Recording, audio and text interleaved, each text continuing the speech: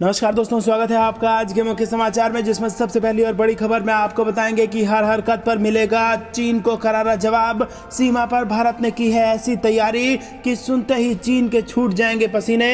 दूसरी बड़ी खबर में आपको बताएंगे कि ड्रैगन को राहत नहीं देगा अमेरिका, ताइवान से दोस्ती बढ़ाकर चिढ़ाने की है तैयारी। तीसरी बड़ी खबर में जिक्र होगा कि कंगाल पाकिस्तान कर्ज मांगने में नंबर 1 हुए इमरान खान और पुराने 7 प्रधानमंत्रियों को छोड़ दिया है पीछे, आंकड़े चौंकाने वाले। चौथी बड़ी खबर में जिक्र होगा कि अखिलेश यादव प्रियंका गांधी पर हमला, योगी सरकार की तारीफ, लखनऊ से अमित शाह ने फूका चुनावी बिगुल। और इसी के साथ पांचवी बड़ी खबर में आपको बताएंगे कि देश में कोरोना की तीसरी लहर की आहट, महाराष्ट्र कर्नाटक समेत 6 राज्यों तक पहुंच गया है ये नया वेरिएंट। दोस्तों, हर एक खबर की गहराई में आपको ले जाएंगे, लेकिन उससे पहले अगर आपको भी देश की सेना और पीएम मोदी पर पूरा भरोसा है और अगर आप भी ऐसा मानते हैं कि मोदी है तो हर जीत मुमकिन है, तो दोस्तों इसी वक्त इस वीडियो को लाइक कीजिए और अगर चैनल पर नए हैं तो लाल बटन को दबा के चैनल को सब्सक्राइब कर लीजिए, घंटी बजाइए और कमेंट में लिखिए जय हिंद। दोस्तों, रुक करते हैं सबसे पहली और बड़ी खबर की तरफ। हर हरकत पर मिलेगा चीन को करारा जवाब। सीमा पर भारत ने कर ली है ऐसी तैयारी जिसे सुनते ही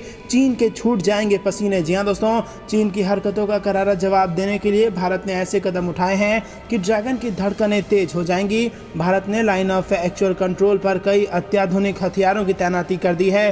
Chinook helicopter, ultra light rod howitzer और राइफल्स के साथ ही भारत में बने सुपरसोनिक क्रूज मिसाइल और ultra modern surveillance system border पर लगाए गए हैं। बता दें कि भारतीय सेना ने हाल ही में कहा था कि माउंटेन स्ट्राइक कोर पूरी तरह से चालू है। वहीं आपको बता दें कि ब्लूमबर्ग के रिपोर्ट के अनुसार भारत ने सेना की एक बड़ी टुकड़ी अरुणाचल प्रदेश भेजी है। पिछले 1 साल में कम से कम 30,000 से ज़्यादा सैनिकों को अरुणाचल में तैनात किया गया है। ऑब्जर्वर रिसर्च फाउंडेशन में centre for security strategies and technology के निदेशक राजेश्वरी पिल्लई राजगोपालन का मानना है कि चीन के साथ बातचीत में प्रगति की कमी के कारण नई दिल्ली बॉर्डर पर तैनाती पर जोर दे रही है और ये लगातार दूसरी सर्दी है जब दोनों देशों के सैनिक सीमा पर जमा हैं। ऐसे में भारत को अमेरिका जैसे देशों से और अधिक इक्विपमेंट खरीदने की जरूरत है। वहीं आपको बता दें कि बॉर्डर पर बढ़ी है चीन की गतिविधि।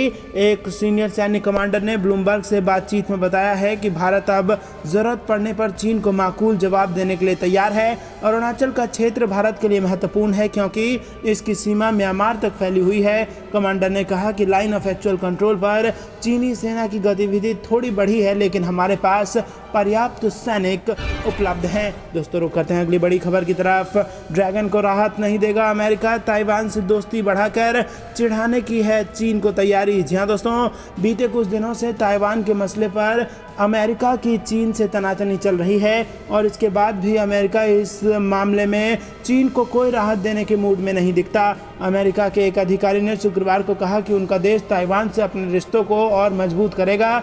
चीन से अमेरिका के इस स्वायत्त द्वीप को लेकर तनातनी चल रही है। पिछले दिनों अमेरिका ने कहा था कि यदि चीन की ओर से ताइवान पर हमला किया जाता है तो वो उसकी ओर से खड़ा रहेगा। इसके जवाब में चीन ने अमेरिका को संभल कर चलने की सलाह दी थी। अब अमेरिकी अधिकारी के इस बयान से एक बार फिर तनाव पैदा हो सकता है। ताइवान स्थित अमेरिकन इंस्टीट्यूट के नए डायरेक्टर सैंड्रा आर्डिकिक ने कहा है कि अमेरिका की ओर से ताइवान को लेकर पूरी प्रतिबद्धता है। उन्होंने कहा कि हम साइबर सिक्योरिटी और सप्लाई चेन को मजबूत करने के लिए ताइवान के साथ हैं। वहीं आपको बता दें, आर्डिकिक ने कहा है कि ताइवान के साथ हमारी साझेदारी और समर्थन चट्टान की तरह मजबूत है और हम ताइवान के साथ अपने रिश्तों को मजबूत करने के लिए प्रतिबद्ध हैं। पिछले दिनों चीन की ओर से 100 से ज़्यादा लड़ाकू विमान ताइवान के क्षेत्र में उड़ाए गए थे, जिसके बाद अमेरिका की ओर से बयान आया था। इसके चलते चीन और अमेरिका के बीच तनाव पैदा हो गया था। दोस्तों, रुक करते हैं अगली बड़ी खबर की तरफ। कंगाल हुआ पाकिस्तान, कर्ज मांगने में नंबर 1 पर आए इमरान खान, पुराने 7 प्रधानमंत्रियों को छोड़ दिया पीछे, आंकड़े हैं बेहद चौंकाने वाले। जहां दोस्तों, सऊदी अरब ने बुधवार को एक बार फिर से पाकिस्तान को कर्ज के बोझ तले दबा दिया और इस बार सऊदी अरब के प्रिंस ने इमरान को 3 अरब US डॉलर का कर्ज दिया है। इसी के साथ दूसरे देशों के सामने हाथ फैलाकर कर्ज लेने में पाकिस्तान के प्रधानमंत्री इमरान खान नंबर 1 हो गए हैं। उन्होंने अपने 7 पुराने प्रधानमंत्रियों को भी इस मामले में पीछे छोड़ दिया है। जब से इमरान ने पीएम की कुर्सी संभाली है, कर्ज के मामले में 185% का इजाफा हो गया है। स्टेट बैंक ऑफ पाकिस्तान के आंकड़े चौंकाने वाले हैं। इलाहाबाद विश्वविद्यालय के अर्थशास्त्र विभाग के सीनियर प्रोफेसर प्रहलाद कुमार बताते हैं कि पाकिस्तान के जीडीपी का 40% से ज़्यादा हिस्सा कर्ज से चल रहा है। 3 साल के अंदर इसमें ज़बरदस्त इजाफा देखने को मिला है। इतना कर्ज की कोई भी देश आसानी से बर्बाद हो सकता है। दोस्तों, रुक करते हैं अगली बड़ी खबर की तरफ। अखिलेश और प्रियंका गांधी पर हमला, योगी सरकार की जमकर तारीफ।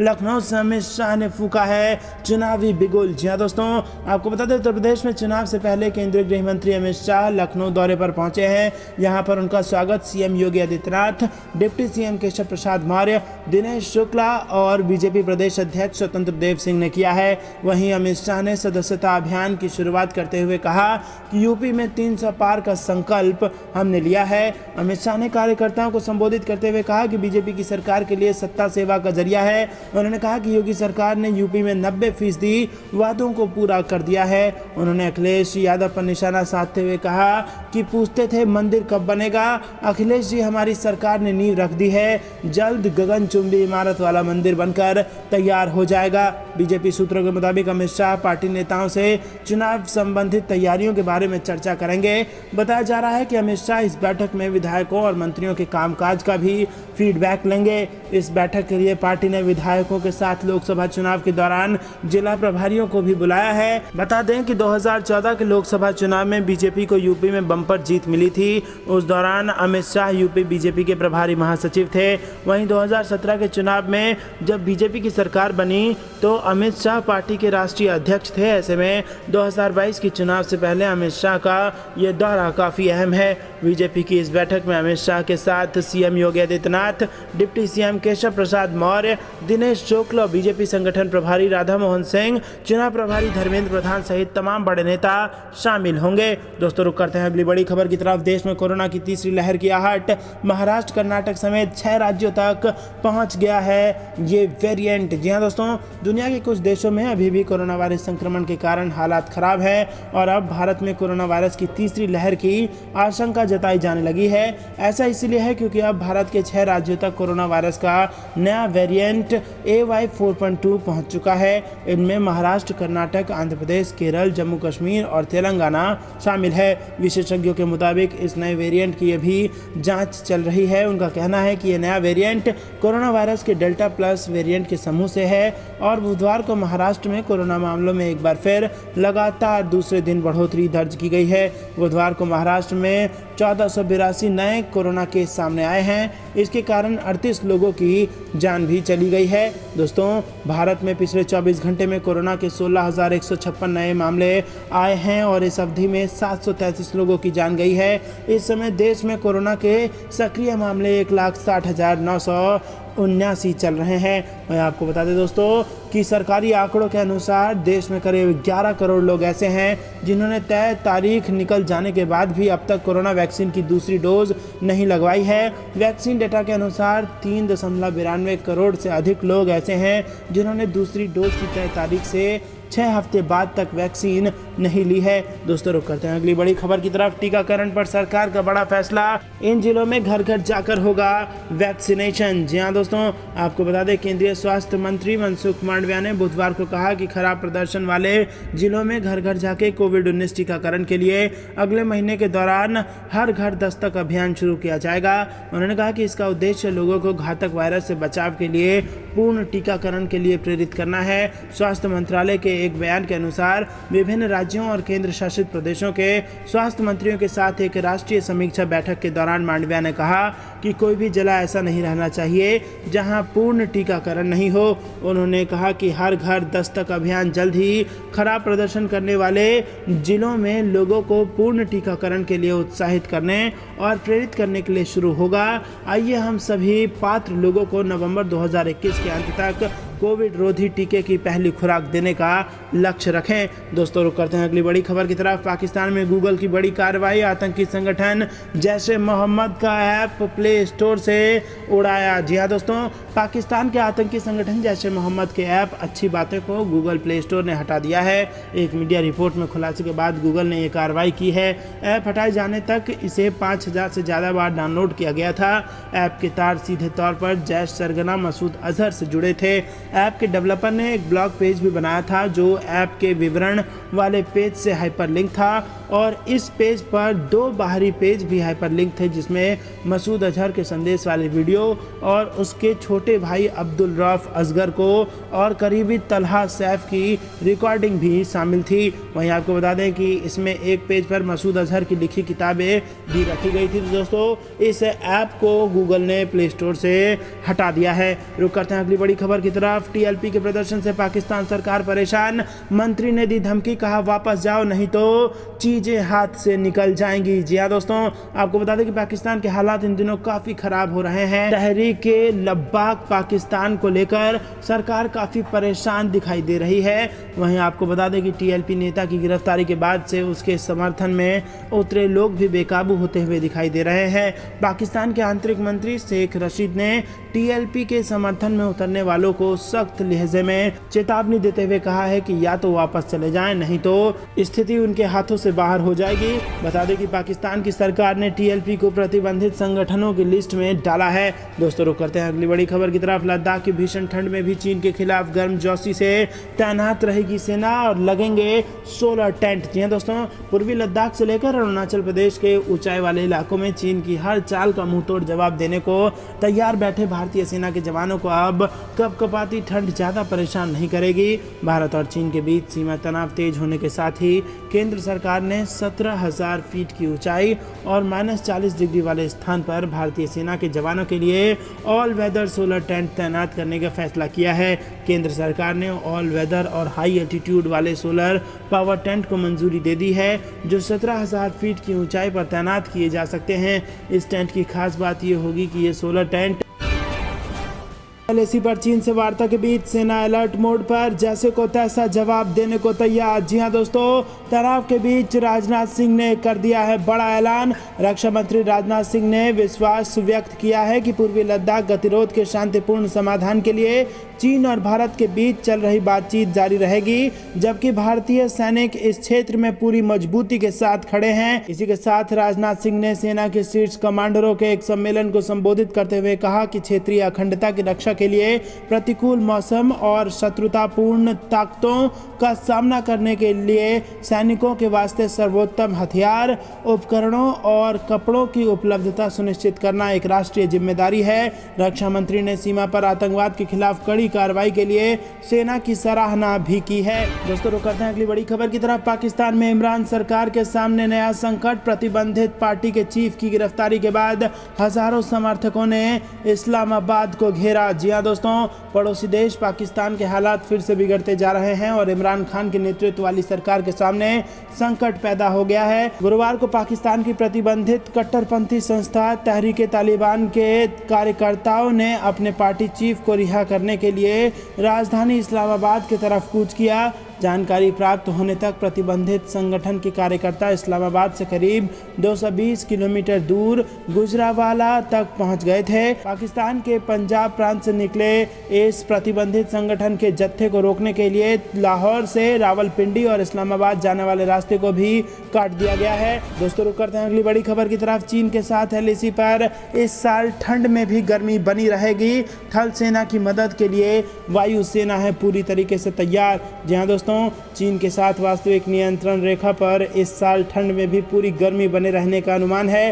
पिछले साल 0 से 20 डिग्री नीचे के तापमान में एलएसी के पश्चिमी सेक्टर में आनंद फानन में हुई सैन्य तैनाती के बाद एलएसी के ज़मीनी हालात में कोई फर्क नहीं है। इस साल पश्चिमी सेक्टर के लद्दाख के साथ पूर्वी सेक्टर के अरुणाचल प्रदेश और सिक्किम में भी थल और वायुसेना की खास योजना के तहत तैनाती की जा रही है।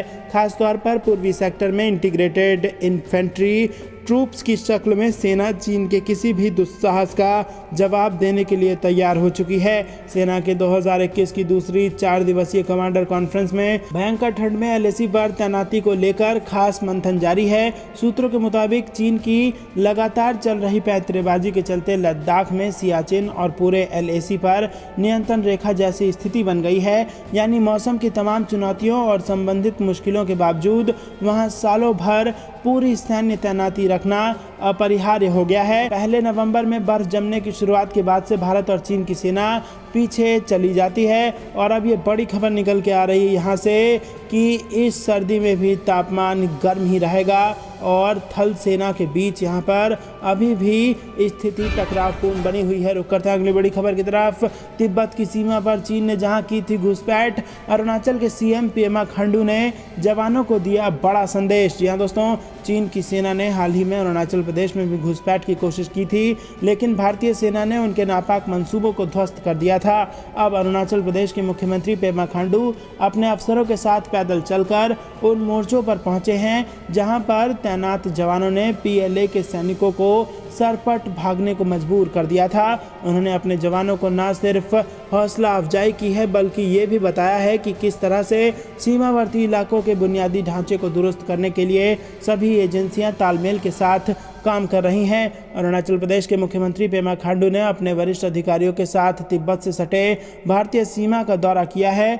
वो यांगसे भी गए हैं, जहां जानकारी के मुताबिक हाल ही चीन की सेना ने घुसपैठ की कोशिश की थी। अरुणाचल प्रदेश सरकार के प्रवक्ता के मुताबिक मुख्यमंत्री पैदल चलकर तवांग जिले के दूर दराज आउटपोस्ट तक गए हैं, जिसका प्राथमिक मकसद जवानों का मनोबल बढ़ाना है। और लेकिन इससे भी बड़ी बात यह है कि वो भारतीय सैनिकों को इस बात के लिए धन्यवाद देने पहुंचे कि उन्होंने पीपल्स लिबरेशन आर्मी के जवानों को भारतीय क्षेत्र में भागने को मजबूर कर दिया।